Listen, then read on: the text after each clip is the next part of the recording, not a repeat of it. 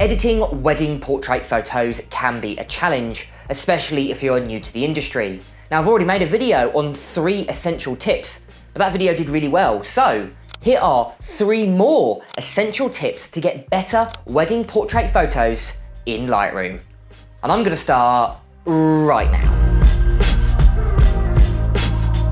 So my first essential tip is making sure you've got the right amount of saturation for your image. Now this is really important because you don't want to make your photo look under or over saturated. So take this photo here as an example. It's a photo taken in Utah in America, and in my opinion this is very saturated. Now when you're shooting on a bright sunny day with harsh sunlight, it will naturally increase the amount of saturation within your image versus if you're shooting either indoors or on a cloudy day. There's simply more light, meaning more saturation.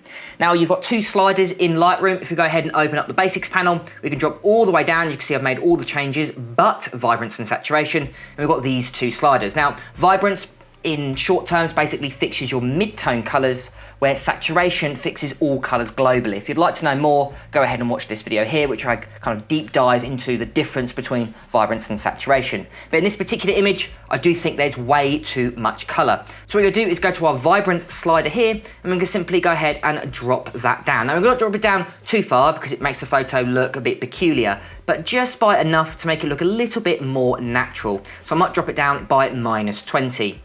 But of course, your image might not have enough saturation. So the other thing you could do is actually increase it. So my first essential tip is making sure you've got the right amount of color, meaning you've got the right amount of vibrance and saturation within your image. And my second essential tip is making sure you've got a focal point of your image. That's the first point of your photo that the viewer is guided to.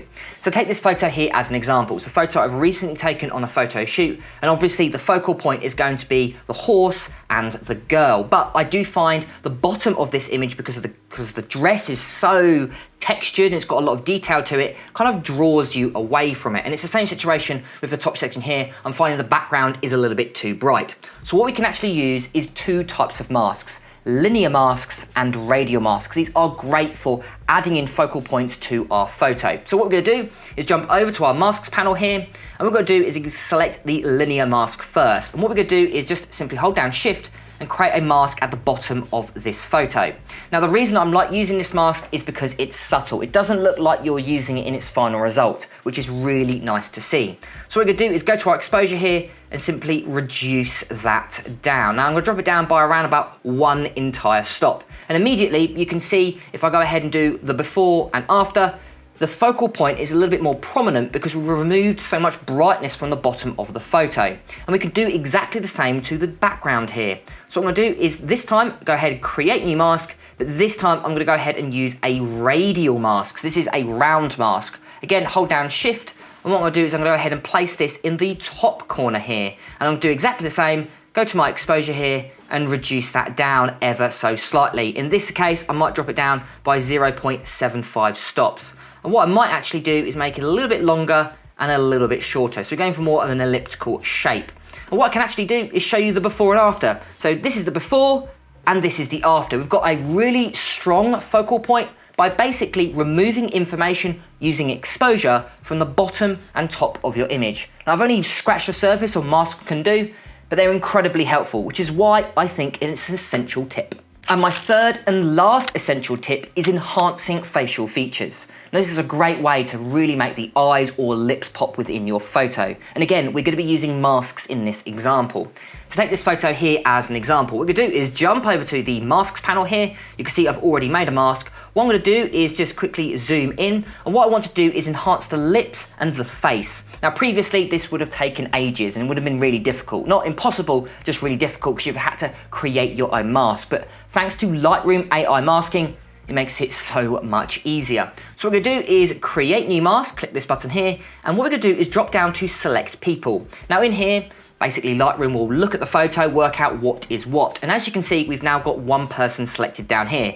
Now if you click on this, you'll get a drop down with a whole range of different parts that you can select, from facial skin, body skin, teeth, hair, and even lips. My first example I'm gonna do is go ahead and select the eyes and also the pupils. So we've got this selection here, and what I'm gonna do is go ahead and create new mask. Now all I'm gonna do, obviously this is red, this is just simply the overlay. What I'm gonna do is go ahead and just simply brighten it up. And as you can see, we're just brightening up those eyes. What I'm gonna do is go ahead and select 0.5 stops brightness as my exposure, just bringing them up ever so slightly. Now what I want to do with the lips is just ever so slightly change the color, making them a little bit more pink than they already are. So what I'm going to do is go ahead, create a new mask, go down to select people, go ahead and to select the person, and this time we're going to go ahead and select the lips. And then all I'm going to go down is do create new mask. Now a way to do this is actually just simply go to the temperature and tint slider and simply add in more pink. So I'm gonna go ahead and slide it over, add in 0.5 there. And you've also got your hue there if you want to change that. I might make them a little bit more pink by going to around about minus 10 on my hue here. And as you can see, all it's doing is affecting the lips thanks to AI masks. So as you can see, if we go ahead and zoom out, we've enhanced the facial features using masks, which is an amazing and really helpful tip, especially if you're a wedding or portrait photographer. And there we go. There are 3 more essential tips to make your photos look a lot better if you're a portrait or even wedding photographer.